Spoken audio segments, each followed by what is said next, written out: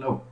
So in this part of the tutorial, what we're going to be doing is we're going to make these profiles part of the parameters of this profile. We're going to make them part of this family's uh, parameters. So I'm going to click on the first profile here, and you can see immediately that I have two values that pops up here. So I have the p width, that's the width of the profile, obviously, and then it's the height. So I click on this one, and I'm going to assign values here for them. So let's say first profile. And you can just call it width.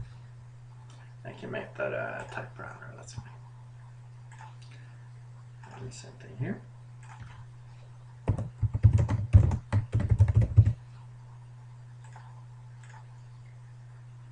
And the next thing, I'm just going to go through the rest of these profiles here. I'm going to give them parameters as well. So this is obviously the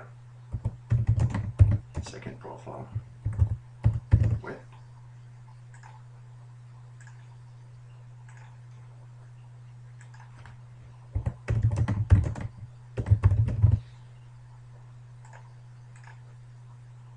So every single one of these profiles is going to have their own parameters.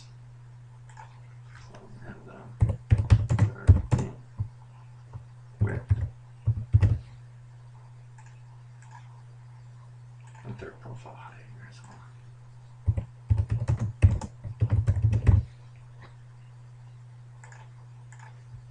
Now we end up with the fourth here. We're going to give that one same profile, same parameters.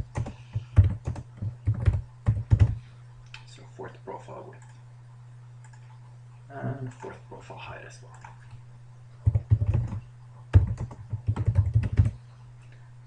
So there we are. So the next thing we're going to be doing is we're going to tell these different profiles that we created here that you are actually going to be a mass. So click on the first one. I'm just going to hold on Control to mark them all. There we go. And then I hit the Control Form button. I'm going to choose a solid form. And here's my form. And then I'm going to flex the parameters just to see that everything updates the way I want it to. So I'm going to make this one 25 meters, just a tad bit shorter. And I'm going to start flexing them here. So the first profile height, maybe that's going to be 8 meters. The width is also going to be 8 meters. You can see that they update there. That's grand.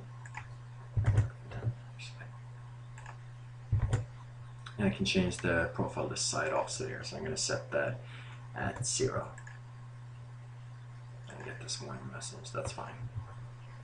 That should actually be 10 meters. And then I go ahead and I'm going to make the second one. I'm going to make that 12 meters.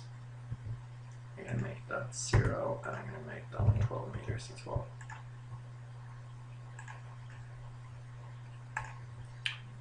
Actually, I can make that 14 meters. And I can actually be 15 meters just to make it a little bit more expressive. Get that down to 12.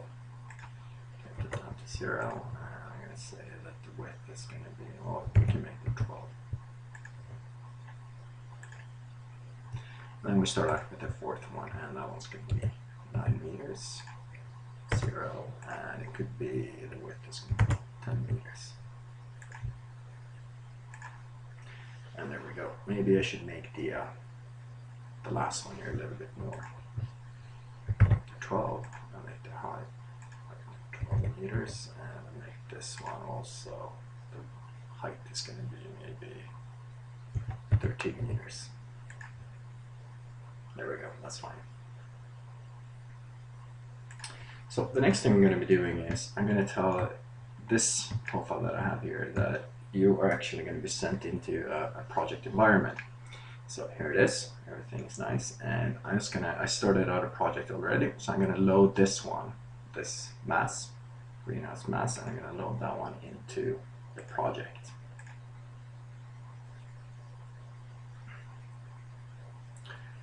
And I have the question here, do you want to place it on a face or do you want to place it on a work plane? And placing it on the work plane, that's just fine because the work plane is 1, so that's where I actually want it to be placed.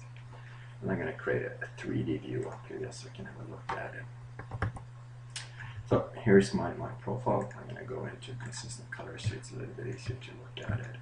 And what I'm going to be doing is I'm going to be placing mask floors just to get a feel for if I actually have the right measurements for this form. So I click on the mask, activate the mask floor button, and ask me what floors do you want to place these mask floors in. And I say I want to place on level 1 and level 2. So here they are, and if I click on them individually, you can see there's 1 and there's 2. But I want a schedule to go with this as well, just because I think it's a little bit easier to have a look at it. So I go to View,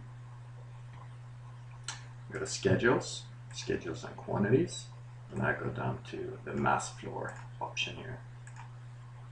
I'm going to say I want the level, and I want the actual floor area. Those two. Okay. So there I can have a look at the different square meters available or at my disposal. But I also want an accumulated stat for how much square meters I actually do have. So I go into sorting and grouping. Oh, that's fine actually. I can go into formatting, floor area, calculate totals.